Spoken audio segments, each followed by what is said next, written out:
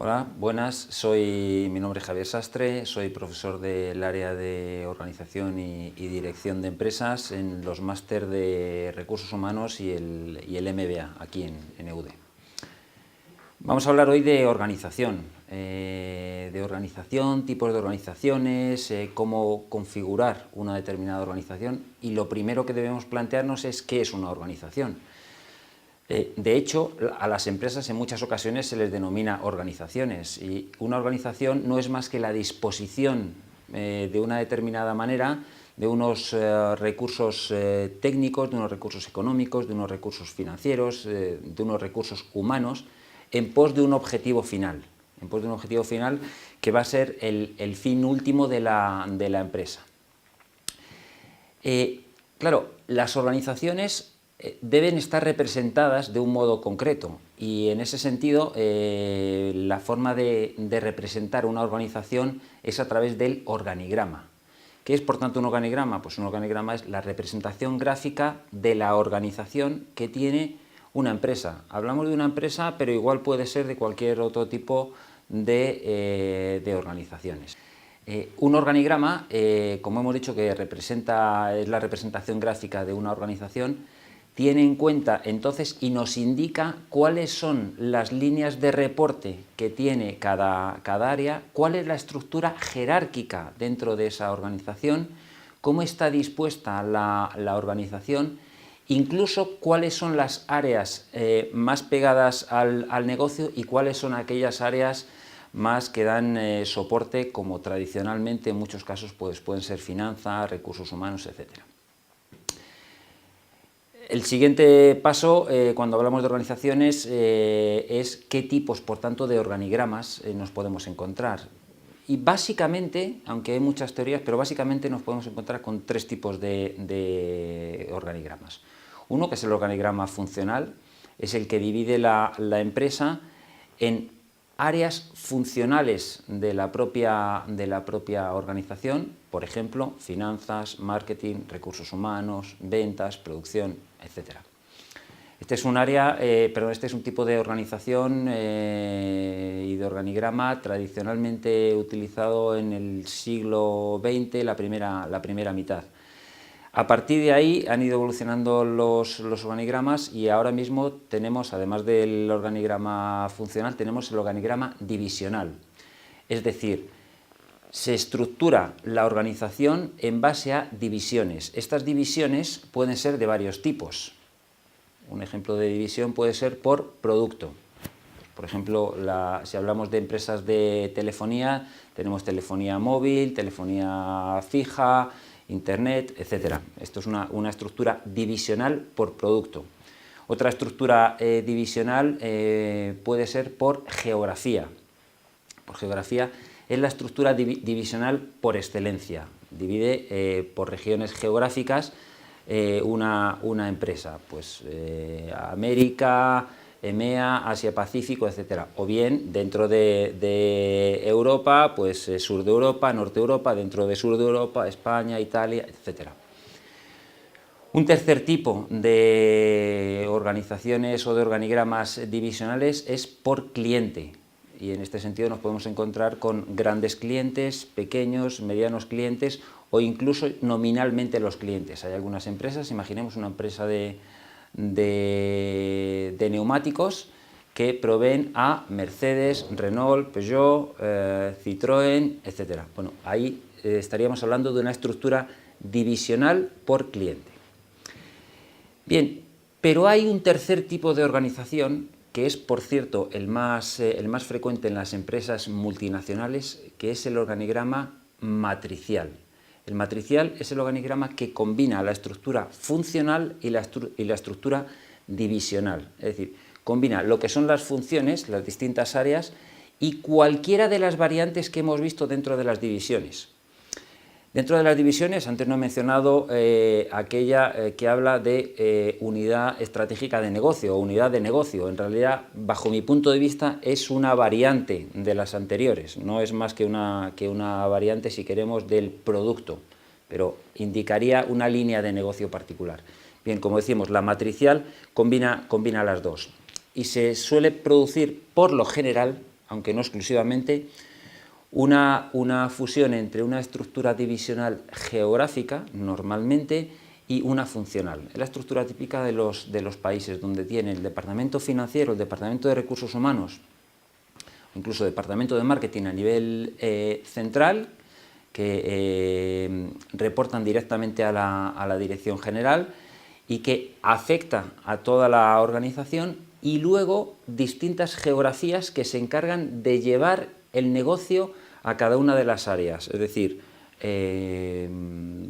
EMEA, Asia-Pacífico o América. Bien, la política de carácter financiero, en este caso, por ejemplo, que se debe implementar en la compañía, emana del área de finanzas, pero la implementación y la gestión del negocio es de la dirección de cada uno de los países, de cada uno de los territorios.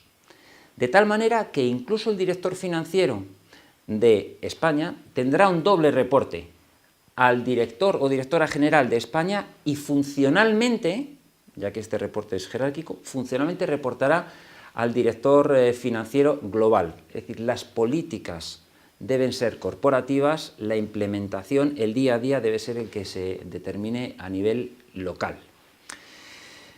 Claro, en muchos casos se produce esta dificultad a la hora de determinar cuál es la prioridad que tengo que llevar a cabo cuando me marcan unas directrices a nivel corporativo y otras directrices a nivel local. Por tanto, se fijan y se determinan estrategias a nivel corporativo, pero localmente se ejecutan estas estrategias. Esto puede llevarnos a que tengamos dos tipos de instrucciones, de orientaciones distintas. ¿A quién hacemos caso?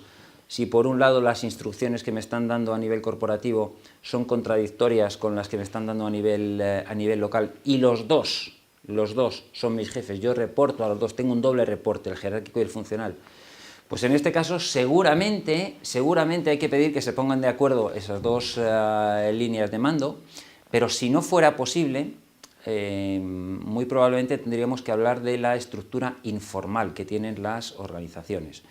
Todo esto que hemos estado hablando del organigrama, tipos de organizaciones, etcétera, responde a un esquema formal, pero como todas las organizaciones, también tienen una estructura informal. Esa estructura informal es la que deriva de aquellos grupos perdón, o aquellas personas que tienen una capacidad de influencia, que tienen una autoridad, más allá del poder, que es el que determina el organigrama, pero aquellas personas que tienen una influencia en la organización y cuya gestión puede ser muy beneficiosa a la hora de llevar a cabo cualquier tipo de acción.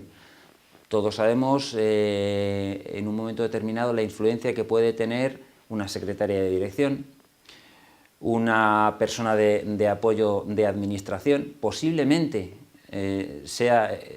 tenga más eficacia en ese caso que hablar directamente con la dirección financiera, porque el aspecto sobre el que se va a tratar posiblemente lo conozca mucho mejor esta persona. Por tanto, el manejo de la estructura informal, bajo mi punto de vista, tiene tanta o más relevancia incluso que el conocimiento, que el puramente conocimiento de la estructura formal dentro de las organizaciones. Creo que el gran olvidado de los manuales de gestión sobre empresas son lo que tiene que ver con las estructuras informales y cómo se gestionan estas organizaciones. Bien, a la hora de definir qué tipo de organigrama y qué tipo de organización en definitiva queremos, nos vamos a tener que basar en la estrategia que vaya a seguir esa empresa, esa organización. La estrategia va a determinar la política organizativa y posteriormente la política de recursos humanos que va a deber implementarse en esa organización. No es lo mismo una estrategia defensiva, una estrategia orientada a costes, que una estrategia de diferenciación, una estrategia exploradora, el perfil de las personas a contratar, el modo en que se dispongan esas personas, la forma de organizar los distintos departamentos, las distintas áreas, va a ser completamente distintas. Del mismo modo que distinto puede ser para una misma empresa el momento temporal del que estemos hablando. Seguramente en momentos como los actuales las empresas están orientadas más con un sentido de protección que exploratorio.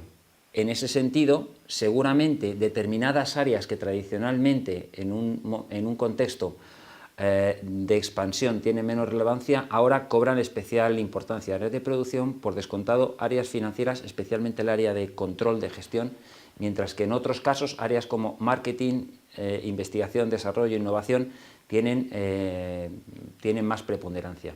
Recursos humanos, por ejemplo, en estos momentos está muy orientado a lo que es eficiencia en el puesto de trabajo, a lo que es lograr la mayor eficacia y la reducción de costes bajo cualquier punto de vista, mientras que en otros momentos nos dedicamos más a ámbitos de desarrollo, de promoción, de gestión del talento, etc. Bien, incluso como decía, en el momento temporal, imaginemos una organización como el Ejército. El Ejército no deja de ser una organización. El Ejército tiene muchos niveles jerárquicos y es difícil que un soldado tome cualquier decisión sin que ésta sea aprobada por sus superiores, cabos, sargentos, etc. Bien, seguramente esto ocurre en tiempo de paz. En tiempo de guerra y con un fuego cruzado es muy probable que el soldado no esté esperando instrucciones a la hora de repeler fuego enemigo por parte de su sargento, capitán, etcétera, comandante. Es decir, que la estrategia nos va a determinar la política organizativa que vamos a seguir. Un aspecto también muy relacionado con todo esto y que me parece de vital importancia es lo que tiene que ver con la filosofía y cultura de empresa. Tradicionalmente se confunden ambos términos y se llega a hablar de cultura de empresa como lo que hace todo el mundo dentro de una organización. Bueno, definamos cultura de empresa como el conjunto de normas, de valores, de formas de actuar que tienen los empleados en una organización y que definen, obviamente, el día a día de esa organización. Pero esto no tiene por qué ser exactamente coincidente con la filosofía de empresa, que de alguna manera está más orientada a los valores, a la misión que tiene la empresa y que tiene que ver con aquellos principios que desde la alta dirección de la empresa se trata de que sean comunes dentro de toda la organización. Por decirlo de alguna manera, el deber ser está en la filosofía y en la cultura de empresa está el ser. En la medida en que una organización haga converger los términos filosofía y cultura de empresa, tiene garantizado gran parte del éxito. Como seguramente esté garantizado el fracaso es cuando hay una asintonía entre filosofía y cultura de empresa. Esto lo hemos visto en muchas ocasiones en el caso de fusiones, lo hemos visto en muchas ocasiones cuando se crea una empresa nueva, la visión que tienen los fundadores no coincide con la visión que tienen los empleados de la organización y por tanto su modo de comportarse no va en la línea de lo que pretenden los directivos. Ahí únicamente el único punto es el fracaso.